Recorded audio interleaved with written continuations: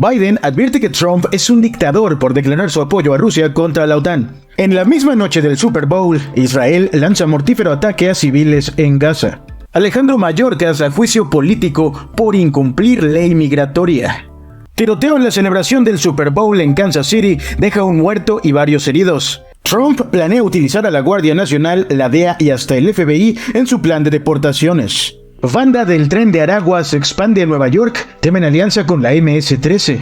Falleció en accidente automovilístico Diego Chávez del FC Juárez. El presidente Joe Biden se lanzó contra el expresidente Donald Trump por sus declaraciones de que, si regresa a la Casa Blanca, alentaría a Rusia de atacar aliados de la OTAN. Biden ha tenido una relación estrecha con líderes de la Organización del Tratado del Atlántico Norte luego del inicio de la invasión de Rusia en Ucrania y calificó la promesa de Trump como la acción de un dictador, tal como él mismo ha prometido gobernar al menos un día. Bajo mi administración, los Estados Unidos de América han estado hombro con nuestros aliados para hacer a la alianza de la OTAN más grande y más fuerte que nunca, en defensa de la democracia contra la agresión autoritaria de Vladimir Putin, dijo Biden. Si mi oponente, Donald Trump, logra recuperar el poder, está dejando claro que abandonará a nuestros aliados de la OTAN si Rusia ataca y permitirá que Rusia haga lo que quiera con ellos. El sábado pasado, en un mitin en Conway, Carolina del Sur, Trump sugirió que apoyaría un ataque ruso a los aliados de la OTAN endeudados con Estados Unidos ante una pregunta hipotética sobre los deudores. El republicano también ha expresado dudas sobre la existencia de la OTAN, así como la ayuda millonaria a Ucrania por parte de Estados Unidos.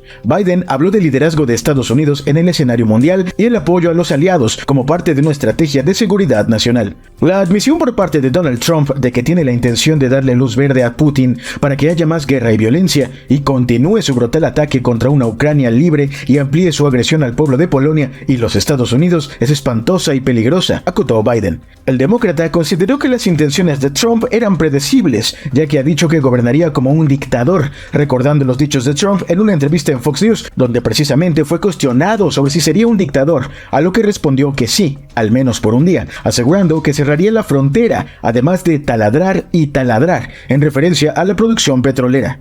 Por su parte, el Senado avanzó con 67 votos a favor y 27 en contra con el llamado Plan B del proyecto suplementario para seguridad nacional, que incluiría la ayuda de $60,000 millones para Ucrania y cerca de $14,000 millones para Israel. La noche del domingo, mientras la atención mediática se concentraba en el Super Bowl, la ofensiva israelí se concentraba en uno de los últimos refugios para cerca de 1.5 millones de personas en la ciudad de Rafah, causando incontables muertes entre una población que ya sufre escasez de alimentos, agua y medicamentos. Rafah está ubicada en la parte sur, a unos 30 kilómetros al suroeste de la ciudad de Gaza. Es el único cruce entre la Franja y Egipto y el último refugio para los civiles palestinos que huyen de los ataques israelíes. La mañana de este lunes, el Ministerio de Salud de Gaza actualizó las cifras de bajas desde que Israel comenzó su ofensiva el 7 de octubre, llegando a los 28.340 palestinos muertos y casi 68.000 que han resultado heridos debido a los ataques de Israel. Según las cifras oficiales, los ataques del domingo habrían matado a 164 personas y herido a otras 200. Sin embargo, no es posible determinar con exactitud cuántos murieron en el ataque nocturno contra Rafah. Habitantes de Rafah informaron a la BBC que durante la aplastante ofensiva de Israel de este domingo participaron helicópteros y barcos. Reportaron también que hubo ataques aéreos en el norte y centro de la ciudad. Tras esta escalada de violencia, la Autoridad Nacional Palestina está acusando a Israel de cometer una masacre en la ciudad de Rafah. Los habitantes de la ciudad han expresado a la BBC su temor ante la posibilidad de una incursión por tierra por parte del ejército israelí. La comunidad internacional advirtió a Israel que no llevara a cabo esta ofensiva. Estados Unidos también indicó que una invasión de Rafah sería un desastre, mientras que la Unión Europea y la ONU expresaron su preocupación. El canciller británico David Cameron instó a Israel a reconsiderar cualquier ofensiva terrestre en Rafah, considerando el impacto en los 1.5 millones de refugiados. Cameron enfatizó que estas miles de personas ya no tienen a dónde ir, ni al sur hacia Egipto, ni al norte, en donde sus hogares han sido completamente destruidos por los ataques de Israel. Rafah, en la frontera con Egipto, ha visto un aumento masivo de población. Hace 4 meses tenía 280,000 habitantes, pero con la llegada de refugiados casi quintuplicó su población, según la Agencia de las Naciones Unidas para los Refugiados Palestinos. Los legisladores republicanos de la Cámara de Representantes lograron el martes una votación histórica para destituir mediante juicio político al secretario de Seguridad Nacional, Alejandro Mayorkas. Mayorkas es el primer funcionario del gabinete en ser acusado en un juicio político en el Congreso desde la década de 1870, una votación que se hizo aún más notable por la incapacidad de los republicanos de aprobar los mismos artículos de juicio político la semana pasada, cuando 3 miembros del Partido Republicano se unieron a los demócratas para frustrar la resolución, citando preocupaciones de que sus colegas abusaron de su poder de impeachment. Los republicanos de la Cámara de Representantes afirman que Mayorkas ha cometido graves delitos y faltas por su manejo de la inmigración y la seguridad en la frontera sur de Estados Unidos, aunque varios expertos constitucionales han dicho que la evidencia no alcanza este alto nivel. El esfuerzo de juicio político ocurre cuando los republicanos de la Cámara de Representantes se han enfrentado a una presión cada vez mayor por parte de su base para responsabilizar a la administración Biden sobre un tema clave de campaña de las elecciones de 2024, la inmigración y la seguridad fronteriza. El presidente de la Cámara de Representantes, Mike Johnson, dijo en un comunicado que el secretario de Seguridad Nacional, Alejandro Mayorkas, tenía que ser acusado porque se negó a hacer su trabajo. Desde su primer día en el cargo, el secretario Mayorkas se ha negado deliberada y consistentemente a cumplir con las leyes federales de inmigración, alimentando la peor catástrofe fronteriza en la historia de Estados Unidos, dijo Johnson en un comunicado después de la votación de juicio político del martes. Aunque es poco probable que Mayorkas sea acusado en el Senado controlado por los demócratas, emitieron su postura al respecto. El líder de la mayoría del Senado, Chuck Schumer, demócrata por Nueva York, emitió la siguiente declaración: "Este intento de juicio político falso es otra vergüenza para los republicanos de la Cámara de Representantes. La única razón para este juicio político es que el presidente Johnson apacigüe aún más a Donald Trump". Los republicanos de la Cámara de Representantes no lograron presentar ninguna prueba de que el secretario Mayorkas haya cometido algún delito. Tampoco lograron demostrar que haya violado la Constitución. Los republicanos de la Cámara de Representantes no presentaron ninguna prueba de algo que se pareciera a un delito impugnable, aseguró Schumer.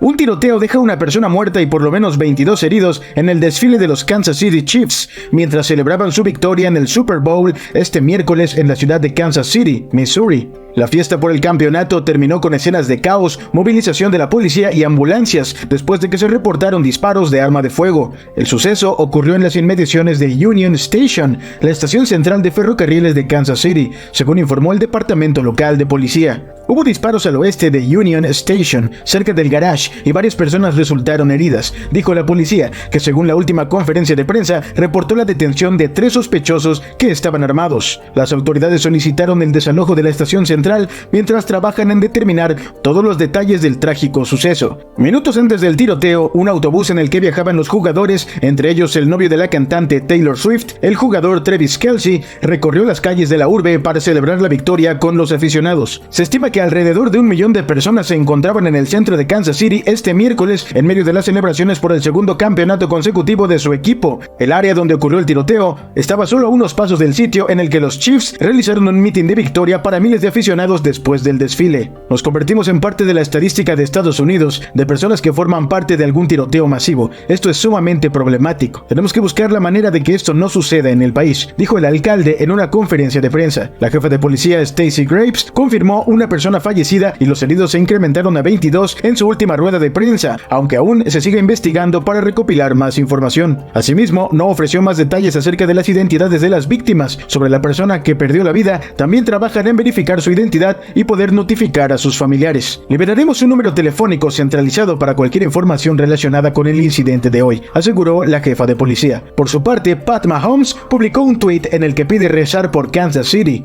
Por último, los Kansas City Chiefs publicaron un comunicado externando sus condolencias por lo sucedido. Estamos realmente tristes por el acto de violencia sin sentido que ocurrió a las afueras de Union Station en el cierre de la celebración de hoy. Nuestros corazones están con las víctimas, sus familias y con todo Kansas City.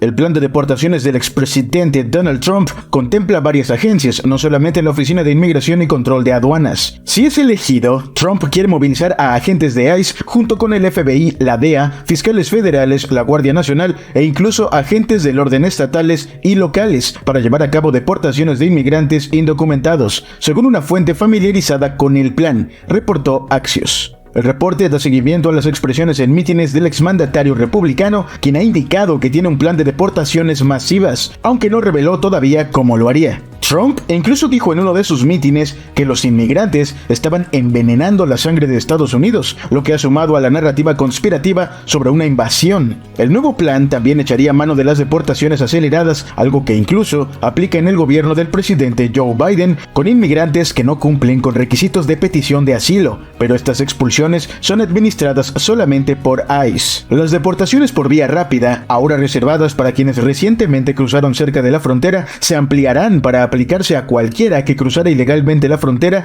y no pudiera demostrar que había estado viviendo en Estados Unidos durante más de 2 años, indica el reporte de Axios. El argumento legal del expresidente Trump sería una oscura sección de las leyes de extranjería y sedición de 1798, la cual permitiría arrestar y deportar inmediatamente a algunos inmigrantes con antecedentes penales. Los militares construirían sitios enormes cerca de la frontera para retener a las personas en espera de deportación, se agregó. Podría evocar escenas de la década de 1950, cuando más de 1 millón de inmigrantes mexicanos indocumentados fueron deportados bajo el presidente Dwight Eisenhower. El reporte estima que 39% de los inmigrantes indocumentados son de origen mexicano, es decir, cerca de 4 millones, mientras que alrededor de 2.2 millones son de Centroamérica.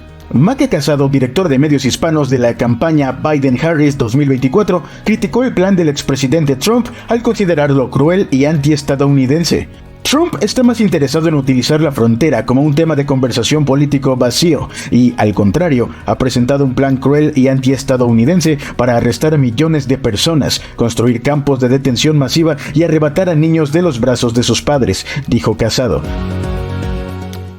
El FBI alertó esta semana que detrás de la ola de crímenes registrados en las últimas semanas en la ciudad de Nueva York se encuentra la peligrosa banda criminal venezolana, el Tren de Aragua. Funcionarios federales de inmigración confirmaron que 2 de los migrantes acusados en relación al ataque capturado en video a 2 agentes del Departamento de Policía de Nueva York en Times Square el pasado 27 de enero son miembros de la peligrosa banda criminal venezolana Tren de Aragua. El Tren de Aragua, una organización criminal que nació en la prisión venezolana conocida como Tocorón, estaría aprovechando la crisis fronteriza y estaría reclutando migrantes en refugios para dedicarse al robo y establecerse en Nueva York, e incluso, advierte el FBI, podría unir fuerzas con la temida pandilla MS-13 de El Salvador.